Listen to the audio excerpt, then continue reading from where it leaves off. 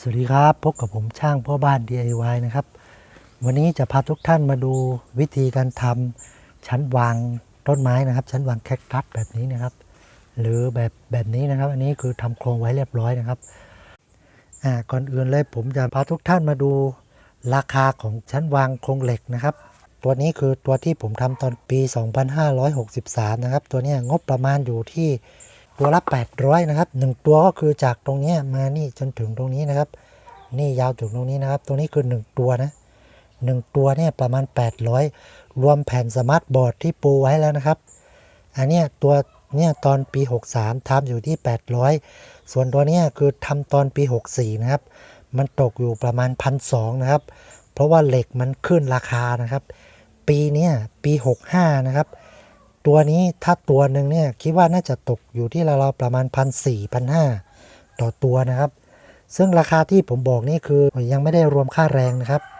ถ้ารวมค่าแรงอีกนี่น่าจะ 2-3 พันนะครับทีนี้มันก็ค่อนข้างแพงนะครับผมก็เลยมาประยุกต์ใช้ไม้ไผ่ทำดีกว่านะครับไม้ไผ่เนี่ยซื้อลำละ10 บาทเองนะครับลำหนึ่งก็ยาวตั้งแต่นี่ไปถึงโน่นเลยนะมาตัดมาซอย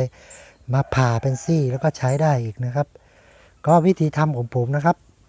สำหรับที่พื้นนะครับที่รองส้นของต้นเสาต้นนี้นะครับก็คือผมกะเอาระดับกับโต๊ะตัวเดิมนะครับถ้าตรงไหนมันต่ำไป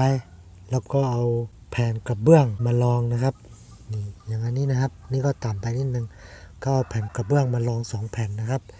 ส่วนด้านนี้นะลองดูนะนี่ผมก็กะประมาณให้เท่ากับตรงนู้นนะครับเนี่ยผมก็เอาแผ่นบล็อกมาวางนะครับเพื่อให้ได้ระดับเท่ากับโต๊ะตัวเดิมของมันนะครับพอได้อย่างนี้เราก็สามารถตั้งโต๊ะได้ให้มันได้ระดับเดียวกันอย่างนี้นะครับแต่ถ้าวิธีที่ดีที่สุดก็คือขึงเชือกนะครับตรงนี้ไปตรงโน้นนะครับมันจะได้ฐานของเสามันจะได้เท่ากันนะครับผมก็จะตัดเสาก่อนนะครับเสาที่ผมตัดเนี่ยคือตั้งแต่ตรงนี้ลงมาถึงตรงนี้ยาวอยู่ที่75 เซนนะครับเพื่อจะบวกตรงนี้อีกประมาณ5 เซนก็เป็น80 เซนพอดีนะครับ80 เซนก็เท่ากับโต๊ะมาตรฐานทั่วไปนะครับ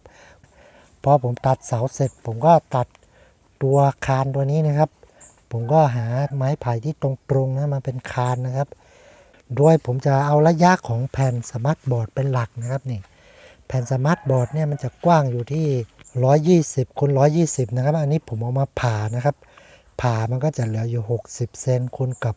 120ต่อแผ่นครับซึ่งสามารถวางตรงนี้เท่ากับตรงนี้มาตรงนี้ได้1แผ่นพอดีนะครับก็กาเป็น1แผ่น2 3 4 5 6ทั้งหมดตรงนี้อยู่ที่7แผ่นนะครับก็หลังจากที่เราตัดเสาได้แล้ววัดคานได้แล้วเราก็มาตัดตัวที่จะเป็นตัวรับน้ำหนักตัวนี้นะครับพวกนี้นะพวกนี้ผมก็ตัดอยู่ที่60 เซนให้ความกว้างเท่ากับแผ่นสมาร์ทบอร์ดตรงนี้นะครับกว้างพอดีเท่ากับแผ่นสมาร์ทบอร์ดนะครับก็ตัดให้60 เซนแล้วก็มาผ่าครึ่งนะครับผ่าครึ่งเสร็จก็วางไว้แบบนี้เสร็จแล้วผมก็มาประกอบตัวเสาก่อนนะครับกับตัวคานนะครับผมประกอบเสากับคานด้วยกันเอาเสามาตั้งแล้วก็คานมายึดตรงนี้นะครับเอาคานมาวางเสร็จแล้วก็ยึดนะครับยึดสกรูนะครับผมก็ยิงใช้สกรูแบบนี้นะครับสกรูแบบนี้คือสกรูหัวดอกสว่านนะครับมันจะเจาะไม้ได้อย่างดีนะครับโดยเฉพาะไม้ไผ่เนี่ยมันไม่หนาเท่าไหร่นะครับผมก็ยิงเลยนะครับยิงจากตรงนี้ทะลุเข้ามาตรงนี้นะครับนี่ก็เหมือนกันนะครับพอมันยึดได้ตรงนี้ก็เนี่ยยึดตรงนี้นะครับเห็นไหมแล้วก็ยึดตัวต่อไปจนครบตรงนู้นนะครับหลังจากยึดเสร็จผมก็เอาไม้ไผ่นะครับมาพาดตรงนี้กับตัวคานตัวนั้นนะครับแล้วก็ยิงสกรูยึดกับเสาต้นนี้นะครับสำหรับใครที่ไม่มีเสาก็สามารถหาไม้ไผ่มาดำตรงนี้นะครับมันก็จะได้ไม่โยกเยกนะครับดำให้มันเป็นฉากอย่างนี้ครับสำหรับตรงนี้นะครับวิธีที่ทำให้ตรงขอบตรงนี้ตรงกันเป๊ะอย่างนี้นะครับก็คือขึงเชือกแล้วก็จัดตรงนี้ให้มันตรงกันเป๊ะนะครับจัดก่อนแล้วก็ค่อยมายิงสกรูตรงนี้นะครับก็จะทำให้แนวตรงนี้มันก็จะตรงกันเป๊ะเป็นเสร็จแล้วก็ยิงสกรูยึดนะครับเนี่ยก็ยิงยึด1 2 3 4 5 6ก็ยึดไปเลยนะครับยึดไปเรื่อยๆยึดทุกตัวให้มันถึงตรงนู้นนะครับซึ่งสกรูที่ผมใช้ยึดตัวเนี่ยมันจะเล็กนิดนึงนะครับประมาณนี้นี่นะครับเห็นไหม ก็เป็นสกรูหัวดอกสว่านเหมือนกันนะครับเนี่ยก็หาซื้อตามร้านวัสดุก่อสร้างทั่วไปได้นะครับพอหลังจากที่เรายึดเสร็จนะครับเราก็จะได้โครงชั้นวางแบบนี้นะครับเสร็จแล้วเราก็ไปซื้อแผ่นสมาร์ทบอร์ดนะครับนี่อันนี้เป็นแผ่นสมาร์ทบอร์ดกว้าง120เซนคูณ120เซนนะครับแล้วผมก็มาผ่าครึ่งนะครับมันก็จะเหลืออยู่60เซนคูณกับ120เซนนะครับแล้วก็เอามาวางบนนี้เลยนะครับก็เราก็จะได้โต๊ะลักษณะแบบฝั่งนี้นะครับหลังจากที่เราวางแผ่นสมาร์ทบอร์ดเสร็จนะครับใครจะยึดสกรูก็ได้นะครับจะยึดสกรูตรงนี้ตรงมุมนี้มุมนั้นแล้วก็มุมนั้นก็ได้นะครับไม่มีปัญหาแต่ผมจะไม่ยึดนะครับผมแค่วางไว้เฉยๆอย่างเงี้ยมันก็อยู่แล้วนะครับมันไม่ขยับขยื่นไปไหนนะครับยิ่งเราเอาต้นไม้มาวางปุ๊บเนี่ยน้ำหนักมันก็จะลงที่โครงสร้างของมันแผ่นเนี้ยมันก็จะไม่ขยับเลยนะครับก็หลังจากเราวางแผ่นสมาร์ทบอร์ดข้างบนเสร็จแล้วเราก็สามารถใช้ได้เลยนะครับส่วนด้านล่างเนี่ยใครจะทำอีกชั้นหนึ่งก็ได้นะครับเหมือนอย่างด้านนี้นะด้านนี้ผมก็เอาไม้ไผ่มายึดตรงนี้แล้วก็ยิงสกรูยึดนะครับยึดตรงนี้เข้ามายึดแล้วก็เอาไม้ไผ่ตัวนี้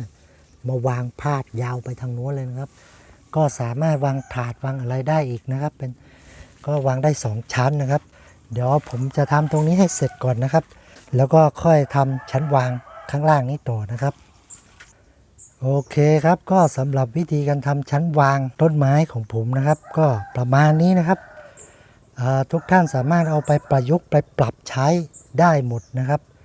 ก็ไม้พายเนี่ยผมถือว่าเป็นวัสดุที่ทำไม่ยุ่งยากอะไรมากนะครับสามารถตัดได้ง่ายไม่เหมือนเหล็กนะครับต้องใช้เครื่องมือตัดเยอะแต่ไม้พายเนี่ยแค่ใช้เลื่อยก็ทำได้แล้วนะครับแล้วก็มีสว่านมีดอกสกรูแบบนี้มีลวดมีครีมก็สามารถมัดทำได้แล้วนะครับโอเคครับก็สำหรับอันนี้ก็เป็นแนวทางนะครับสำหรับการทำชั้นวางแคคตัสชั้นวางต้นไม้ประมาณนี้นะครับ